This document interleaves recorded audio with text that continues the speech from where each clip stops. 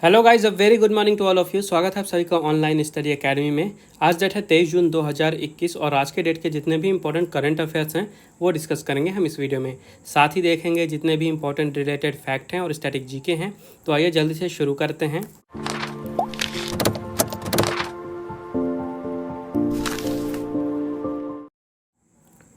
तो आज का पहला क्वेश्चन है, on which of the following date world hydrography day is observed. निम्नलिखित में से किस तारीख को विश्व जल सर्वेक्षण दिवस मनाया जाता है। तो हर साल 21 जून को मनाया जाता है वर्ल्ड हाइड्रोग्राफी डे यानी कि विश्व जल सर्वेक्षण दिवस। इस साल के लिए थीम रखी गई है 100 years of international cooperation in hydrography. Theme जरूर याद रखिएगा, कई बार एग्जाम में पूछता है। तो हाइड्रोग्राफी क्या होता है? तो देखिए, हाइड्रो यूज़ किया जाता है वाटर के लिए, इसका मतलब होता है वाटर।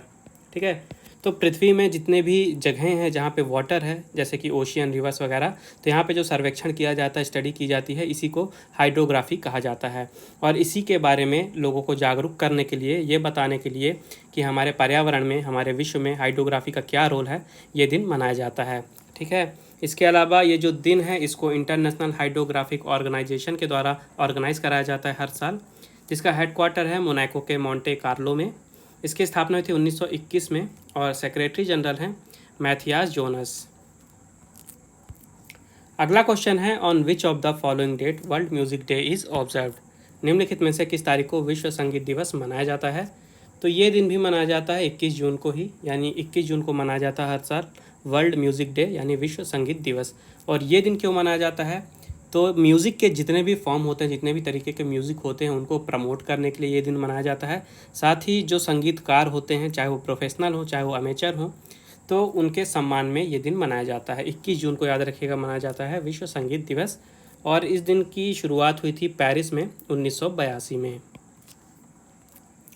अगला क्वेश्चन है, which app has been launched on the occasion of international yoga day 2021। अंतर्राष्ट्रीय योग दिवस 2021 के अवसर पे कौन सा ऐप लॉन्च किया गया है? तो देखिए, कल ही मैंने आपको बताया था कि 21 जून को हर साल मनाया जाता है इंटरनेशनल योगा डे, और इस साल भी मनाया गया। और इसी के ओकेशन पे एक ऐप लॉन्च की गई है प्रधानमंत्री नरेंद्र मोदी जी के द्वारा। ऐप का नाम है एम योगा। इंपॉर्टेंट क्वेश्चन है, याद रखिएगा। एम योगा ऐप को लॉन्च किया है प्रधानमंत्री नरेंद्र मोदी जी ने। ठीक है, तो ये जो ऐप है ये लॉन्च क्यों की गई है? तो लोगों को बताने के लिए कि योगा कैसे करना है, योगा के बारे में बताने के लिए ऐप लॉन्च की गई है। इसमें पहले से ही कई तरीके के योगा से रिलेटेड वीडियो और ऑडियो प्री लोडेड हैं, जो कि अलग अलग लैंग्वेजेस में अवेलेबल हैं। और इनका यूज़ करके जो आम जनता है अपने घर पे ही अलग अलग तरीके के योगा कर सकते हैं वीडियो की हेल्प लेके। ठीक है, ये जो ऐप है इसको आयुष मंत्रालय और इनके साथ ही विश्व स्वास्थ्य संगठन के कोलैबोरेशन में लॉन्च किया गया है। और इंटरनेशनल योगा डे तो बता ही दिया, 21 जून को मनाया जाता है। और इस साल की थीम भी याद रखिएगा, कल ही बताया था मैंने आपको, योगा फॉर वेलनेस। ठीक है, काफ़ी ज़्यादा इंपॉर्टेंट क्वेश्चन है ये, चाहे तारीख हो इंटरनेशनल योगा डे की, चाहे ये ऐप का नाम हो, दोनों याद रखिएगा। अगला क्वेश्चन है, who has launched खेडो Punjab mobile application. खेडो Punjab mobile application किसने लॉन्च किया है? तो अभी हाल ही में पंजाब में जो वहाँ के स्पोर्ट्स मिनिस्टर हैं राणा गुरमीत सिंह सोधी, इन्होंने लॉन्च किया है पंजाब में खेडो पंजाब नाम से मोबाइल एप्लीकेशन। याद रखिएगा, राणा गुरमीत सिंह सोधी जी ने लॉन्च किया इस ऐप को, और ये पंजाब के स्पोर्ट और यूथ सर्विस मिनिस्टर हैं। तो ये जो ऐप है इसे लॉन्च क्यों किया गया है? तो पंजाब में जो भी स्पोर्ट्स के डिपार्टमेंट है अलग अलग, और जो भी अलग अलग स्पोर्ट्स से रिलेटेड पर्सन हैं, इन सबको एक डिजिटल प्लेटफॉर्म में अवेलेबल करने के लिए ये ऐप लॉन्च किया गया है। तो जो भी वहाँ पे खिलाड़ी हैं जिनका अलग अलग खेलों में इंटरेस्ट है, तो इस ऐप का यूज़ कर सकते हैं, और जो अलग अलग तरह के स्पोर्ट्स हैं उनके बारे में जान सकते हैं। अपने इंटरेस्ट के हिसाब से ये वहाँ पे उन खेलों के लिए रजिस्टर कर सकते हैं कि किसे क्रिकेट पसंद है, किसे हॉकी, किसे कबड्डी, तो अपने हिसाब से ये वहाँ पे रजिस्टर कर सकते हैं। और उसके बाद इंटरनेशनल, स्टेट या नेशनल लेवल पे उनका जो गोल है उसको अचीव कर सकते हैं। पंजाब की कैपिटल है चंडीगढ़, चीफ मिनिस्टर हैं अमरिंदर सिंह और गवर्नर हैं VP Singh Badnore. Next question है, which state government has launched Ashirwad scheme for कोविड-19 ऑर्फन चिल्ड्रन। किस राज्य सरकार ने कोविड-19 से अनाथ हुए बच्चों के लिए आशीर्वाद योजना शुरू की है? तो अभी हाल ही में उड़ीसा के चीफ मिनिस्टर नवीन पटनायक जी ने उड़ीसा में आशीर्वाद स्कीम यानी आशीर्वाद योजना शुरू की है। और ये योजना शुरू की गई है कोविड-19 के कारण जितने भी अनाथ हुए बच्चे हैं उनके लिए। तो ऐसे बच्चे जिन्होंने कोविड के कारण या तो अपने एक या दोनों ही पेरेंट्स को खो दिया कोविड-19 में, उनको सरकार की तरफ से हर महीने फाइनेंशियली सपोर्ट या हेल्प दी जाएगी 2500 रुपये तक की। ठीक है, याद रखिएगा, 2500 रुपये तक की हेल्प दी जाएगी हर एक अनाथ बच्चे को। और ये जो स्कीम है ये 20 जून को लॉन्च की गई है। 20 जून को हमने मनाया था फादर्स डे, उसी के ओकेशन पे ये स्कीम लॉन्च की गई है। उड़ीसा की कैपिटल है भुवनेश्वर, चीफ मिनिस्टर है नवीन पटनायक और गवर्नर हैं गणेशी लाल। अगला क्वेश्चन है what is the rank of India in receiving FDI in 2020 according to UN report. संयुक्त राष्ट्र की रिपोर्ट के अनुसार 2020 में एफडीआई प्राप्त करने में भारत का रैंक क्या रहा है। तो अभी हाल ही में अंकटैड, ठीक है याद रखिएगा, अंकटैड जो कि यूनाइटेड नेशंस का ही एक पार्ट है, इन्होंने एक रिपोर्ट प्रकाशित की है जिस रिपोर्ट में ये बताया गया कि 2020 में कौन से देशों ने कितनी एफडीआई यानी कि फॉरेन डायरेक्ट इन्वेस्टमेंट को प्राप्त किया है, जिसमें भारत रहा है 5वें नंबर पे। याद रखिएगा 2020 में एफडीआई प्राप्त करने के मामले में भारत 5वें नंबर पे रहा है। जो रिपोर्ट है इसका नाम है वर्ल्ड इन्वेस्टमेंट रिपोर्ट 2021, ये रिपोर्ट का नाम है। और अंकटैड का फुल फॉर्म है United Nations conference on trade and development. तो भारत रहा है 5वें नंबर पे। भारत ने 2020 में total 64 billion US dollar FDI receive की है, जो कि पिछले साल के कंपैरिजन में 27% ज़्यादा है। 2019 में भारत ने 51 बिलियन US डॉलर रिसीव किया था एफडीआई। वहीं टॉप पे रहा है यूएसए, ठीक है, यूएसए ने total 156 billion US dollar receive किया है। और चाइना रहा है दूसरे नंबर पे, चाइना ने 149 बिलियन US डॉलर रिसीव किया है। और ग्लोबल एफडीआई के बारे में बताया गया है कि पिछले साल के कंपैरिजन में 35% की गिरावट आई है। इस साल 1 ट्रिलियन US डॉलर इनफ्लो हुआ है एफडीआई का, वहीं 2019 में 1.5 ट्रिलियन फ्लो हुआ था एफडीआई में। नेक्स्ट क्वेश्चन है who has sworn in as the new chief prosecutor for the international criminal court. अंतर्राष्ट्रीय आपराधिक न्यायालय के नए मुख्य अभियोजक के रूप में किसने शपथ ली है। तो हाल ही में ब्रिटिश लॉयर हैं करीम खान, इन्होंने इंटरनेशनल क्रिमिनल कोर्ट के नए चीफ प्रोसिक्यूटर के रूप में शपथ ली है। याद रखिएगा अंतर्राष्ट्रीय आपराधिक न्यायालय के नए मुख्य अभियोजक बने हैं ब्रिटेन के करीम खान, ब्रिटिश लॉयर हैं ये। और ये जो इंटरनेशनल क्रिमिनल कोर्ट है इसकी स्थापना हुई थी 2002 में। हेडक्वार्टर है नीदरलैंड्स के द हेग में। मेंबर स्टेट्स हैं 123 और यहाँ के प्रेसिडेंट हैं पियोतर होफमांस्की। नेक्स्ट क्वेश्चन है who will become the first transgender athlete to compete at Olympics. Olympic में भाग लेने वाली पहली ट्रांसजेंडर एथलीट कौन बनेंगी। तो न्यूजीलैंड की एथलीट हैं लॉरेल हुब्बार्ड, ठीक है, लॉरेल हुब्बार्ड। ये पहले महिला थीं, 2015 तक इन्होंने ओलंपिक में एज अ फीमेल पार्टिसिपेट किया था और रिसेंट में इन्होंने अपना जेंडर चेंज किया है।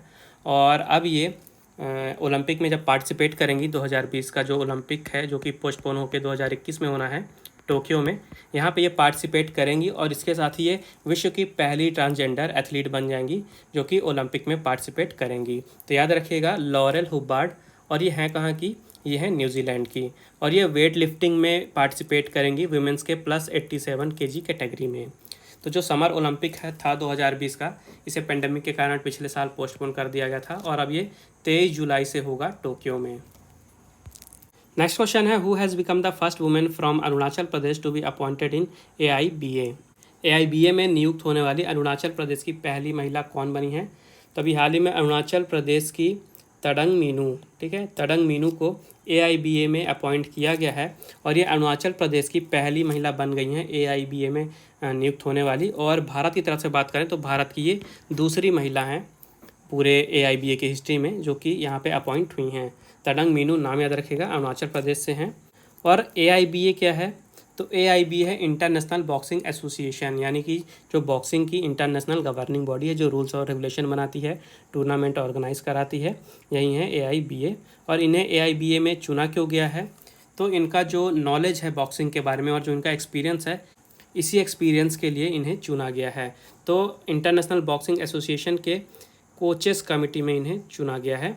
और जो AIBA है यहाँ के प्रेसिडेंट हैं उमर क्रेमलेव। इसकी स्थापना हुई थी 1946 में और इसका हेडक्वार्टर है स्विट्जरलैंड के लॉजेन में। नेक्स्ट क्वेश्चन है which Indian has been named as a member of World Bank IMF high advisory group. किस भारतीय को विश्व बैंक IMF उच्च सलाहकार समूह के सदस्य के रूप में नामित किया गया है। तो अभी हाल ही में मोंटेक अहलूवालिया को world Bank IMF high advisory group यानी कि विश्व बैंक और जो IMF है इंटरनेशनल मॉनेटरी फंड उसके उच्च सलाहकार समूह के सदस्य के रूप में नामित किया गया है। मोंटेक अहलूवालिया नाम याद रखिएगा। ये भारत में जो प्लानिंग कमीशन था यहाँ के डिप्टी चेयरमैन रह चुके हैं और अब इन्हें वर्ल्ड बैंक और IMF के हाई लेवल एडवाइजरी ग्रुप में नियुक्त कर लिया गया है। और ये जो ग्रुप है इसे बनाया क्यों गया था? तो देखिए जो कोविड-19 पैंडेमिक है और जो क्लाइमेट चेंज हो रहा है, वातावरण में परिवर्तन हो रहा है, तो इसके कारण जो क्राइसिस डेवलप हो रही हैं, जो समस्याएं पैदा हो रही हैं, इनका सामना करने के लिए इस ग्रुप को बनाया गया है। अगला क्वेश्चन है, where was the joint naval exercise between Indian navy and European Union naval force held recently? हाल ही में भारतीय नौसेना और यूरोपीय संघ नौसैनिक बल के बीच संयुक्त नौसैनिक अभ्यास कहाँ आयोजित किया गया था? तो अभी हाल ही में गल्फ ऑफ एडन में आयोजित किया गया था एक जॉइंट नेवल एक्सरसाइज, जो कि भारतीय नेवी के बीच में था और यूरोपियन यूनियन के नेवल फोर्स के बीच में था। याद रखिएगा, गल्फ ऑफ एडन में ये जॉइंट नेवल एक्सरसाइज हुई थी। और इस एक्सरसाइज को कराने का एम क्या था? तो दोनों ही तरफ की जो नौसेनाएं हैं उनके बीच में कोऑपरेशन को बढ़ावा देने के लिए, साथ ही जो वहाँ का समुद्री इलाका है गल्फ ऑफ एडन का, वहाँ पे सिक्योरिटी और शांति को बढ़ाने के लिए ये एक्सरसाइज कराई गई थी। अगला क्वेश्चन है, who has authored the book titled Monk in a Merc? Monk in a Merc नामक पुस्तक किसने लिखी है? तो नाम याद रखिएगा, अशोक पनागरिया। अशोक पनागरिया ने लिखी थी मॉन्क इन अ मर्क। और अशोक पनागरिया जी का अभी जून में ही निधन हो गया था, कुछ दिनों पहले। तो ये पुस्तक चर्चा में क्यों है? क्योंकि जो पुस्तक है ये अब इनके मरणोपरांत रिलीज़ होने वाली है, इसलिए पुस्तक चर्चा में है। तो याद रखिएगा, अशोक पनागरिया जी ने लिखी थी monk in a merc.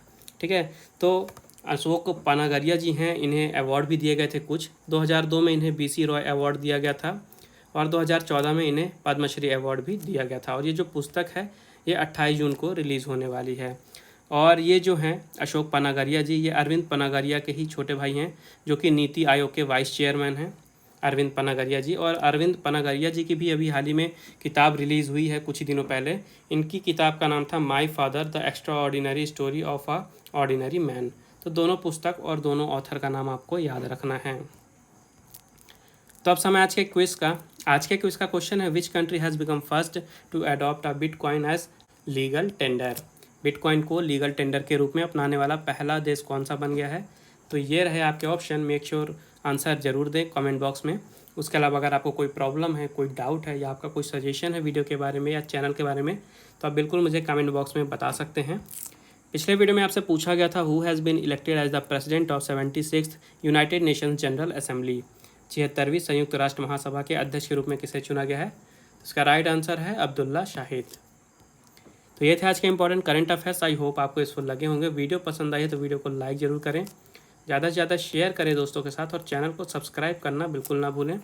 Bell icon जरूर दबाइएगा ताकि नोटिफिकेशन आपको मिलती रहे लेटेस्ट वीडियो की। और रिवीजन के लिए अगर आपको PDF चाहिए तो उसकी लिंक आपको डिस्क्रिप्शन में मिल जाएगी, आप वहाँ पे विजिट करके फाइल डाउनलोड कर सकते हैं।